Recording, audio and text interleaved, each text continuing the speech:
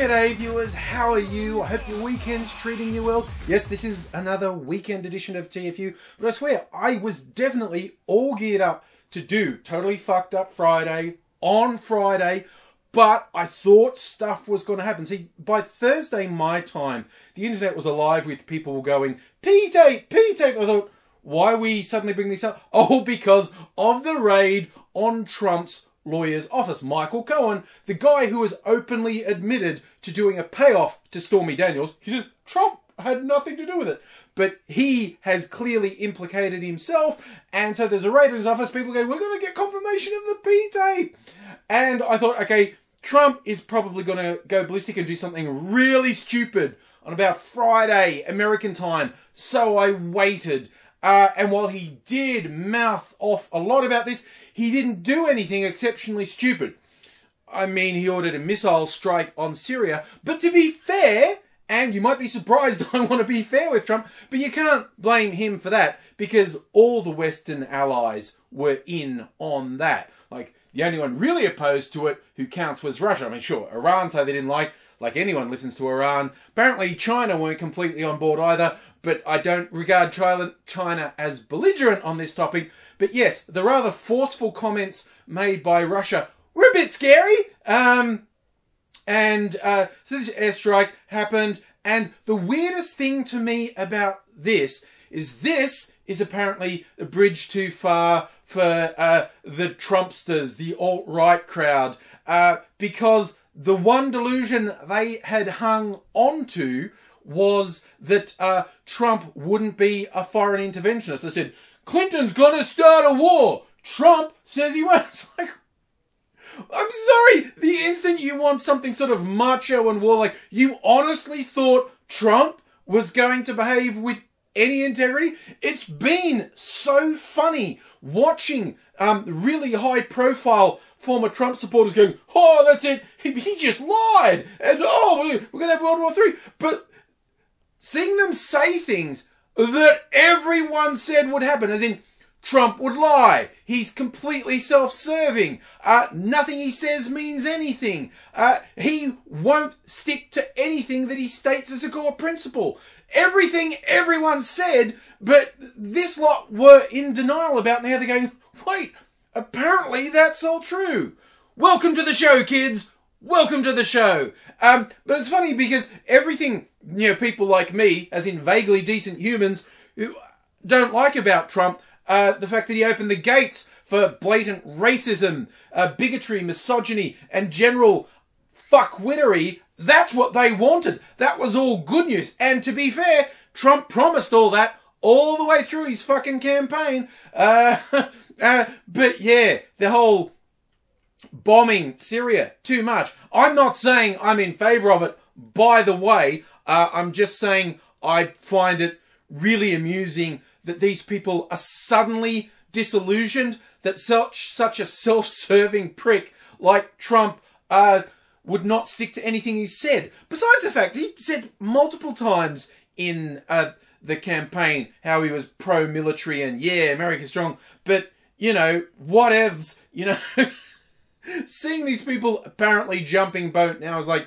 wow, so what other racist enabling ultra-right fuckwit are you going to back now? Who knows? But rolling back to what I started on, his lawyer being having his offices raided. I mean, Trump just says the most ridiculous shit. It's an attack on America. Oh, they broke it. No, it is actually more than a little disturbing to have the US president constantly undermining what's quaintly called the rule of law. Because if that doesn't count, nothing counts. And there are people in his cadre, like Bannon particularly, who have openly stated their goal is to actually pretty much tear apart the concept of American society. I'm just really concerned at the damage of this sort of thing. But people have gone like, oh, just parroting Trump's words, witch hunt. Oh, what about client attorney privilege? Oh, what about this? What about that? When you listen to actual level-headed legal experts in the American legal system, including conservatives, they say, okay, this is likely to be very large because actually doing a raid on a lawyer's office, there's a very high bar set for a judge to do. They've got, oh, Mueller's gone too far. Well, Mueller, I never know whether to say Mueller or Mueller, but I always say Mueller because it's spelt the same as Ferris Bueller, but with a M. So whenever I just picture Trump like the really boring teacher in Ferris Bueller's Day Off, except when he's really fixated on the investigation, he sits there going, Mueller, Mueller, Mueller. That's probably just me. So the raid on Cohen's offices, what would have happened? So the FBI investigation, if you put together the pieces, this is what most people think happened. The FBI investigation found, we are quite convinced we have evidence of criminal wrongdoing by Cohen. And this is, at the very least, tied up in the payments to Stormy Daniels. Not because, oh, Trump fucking a porn star while he's married is illegal. It's not illegal. It's tacky. It's not illegal. But the payment to Stormy Daniels, if that came out of campaign finances for the Trump campaign, which seems quite likely, that would be breaking the law. And you see, once you get someone breaking the law on one thing, then you've got leverage and you can push for other things. So that and other things were the grounds for the FBI saying, I think there is significant evidence of criminal wrongdoing in his office to do it. But then they've passed it off to New York state prosecutors. Interesting fact, you know, I always talk about Trump pardoning people. He could only pardon people for federal crimes. So if the FBI did the prosecution, the FBI isn't doing this prosecution. So Trump would not be able to pardon Cohen if he's convicted of anything out of this. So he's handed it off to prosecutors and they've looked at it and said, do we want to stick our necks out on this? And they've gone, yes, yes we do. But then they have to take it to a judge and they have to present evidence to a judge and say, we want this search warrant. And first, judge has to be satisfied that there's probable evidence of a crime to be uncovered. Second, when it's a lawyer, the bar gets set higher. And third, no matter how paranoid Trump and his supporters are, any rational person would say the bar for doing a raid on the president's lawyer is way the fuck up here. Something in almost all certainty was put in front of a judge that was huge. It was just like, here's the evidence we have. Here's what we believe we'll find if we do this raid. And a judge has gone, that's pretty goddamn serious. Do it.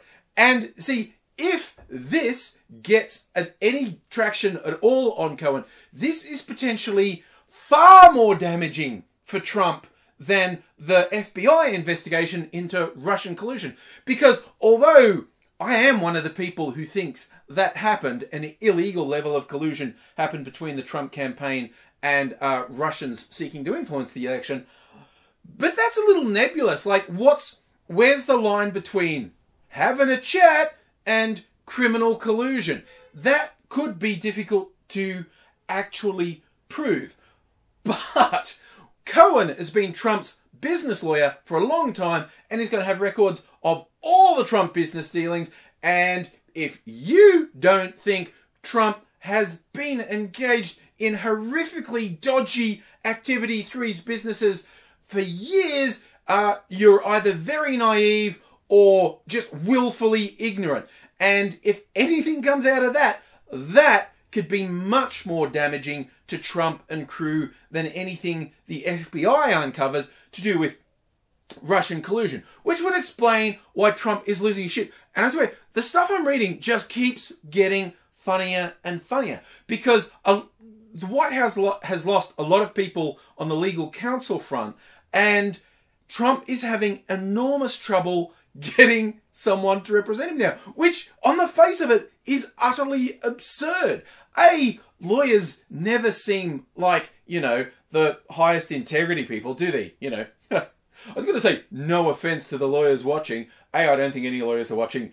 B, yeah, offense intended. But just the profile of representing the president, the concept that there aren't qualified lawyers who want to represent the president of the United States is stupendous. Like, to my mind, they're looking at it and they're just going, no, this is a shit show. I will not be showered in glory with this. that guy is doing dodgy shit and he's going to try and get me to do dodgy shit. And then there's a massive fucking investigation on him.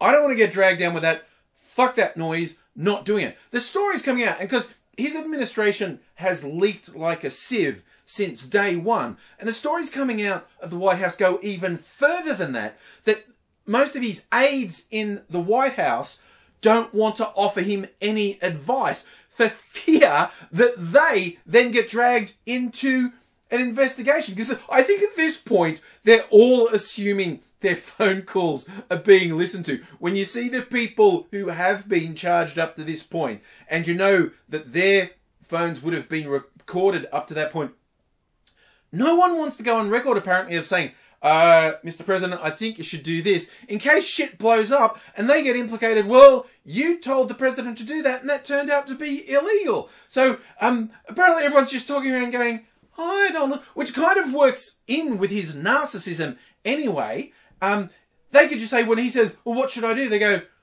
you're the president and I respect you. And they would have to keep a straight face while saying this, which would not be easy. But I figure they're doing something like, I respect you. You're the intelligent one. I think you know what to do. I think your gut is telling you the right thing to do. You should do what you think is the right thing to do. What do you think? What do I think? I don't have an opinion. I think what you decide will end up being the right thing. It's just bizarre that he's that much of a shit show that people don't want to be... It seems like they all think it's inevitable now. It's honestly looked like it for a while. The wheels of justice turning a little slowly, but it's like people in the know have thought this is inevitable. And now with his lawyer being raided, that is huge. And the concept of him... Look, I said ages ago, basically, right up to... Certainly once he got elected, I don't pretend to know what's going to happen because everything that's happened up to this point defies belief, defies common sense, defies logic. Those are my usual tools of deduction, and they appear to be useless in this world now. So I'm not going to say for sure he's going down. I just have trouble imagining a world where he doesn't and where everyone around him doesn't, because the amount of evidence implicate them in being dodgy as fuck just seems insurmountable. But fuck, what do I know? I'm all the way in Australia. And by the way, just to close out, these are big events. The bombing of Syria. A lot of people justifiably, when they see the belligerence of Russia in particular, thinking, this could get bad, this could be bad. That's a big issue. The President of the United States having his lawyers' offices raided and it looking increasingly like a legal noose is tightening around his neck. That's a big issue. What's been the big issue in Australian politics this week? That the Prime Minister doesn't know the words to John Farnham's You're the Voice. I am not fucking kidding. That got major mileage in the media this week. He was at a public event where the song was playing and the crowd singing along, and he clearly doesn't know the words. And then when even after the fact, he was being interviewed on radio about not knowing them, and he still didn't know them. You really would think at that point, when you're going to go and do a media thing, you would just sit down with the lyrics and memorize them. This is not an important measure of Malcolm Turnbull, by the way. This is not something I would use to condemn him. I'm just saying, while the rest of the world is dealing with real shit, this is the meaningless shit we have going on here.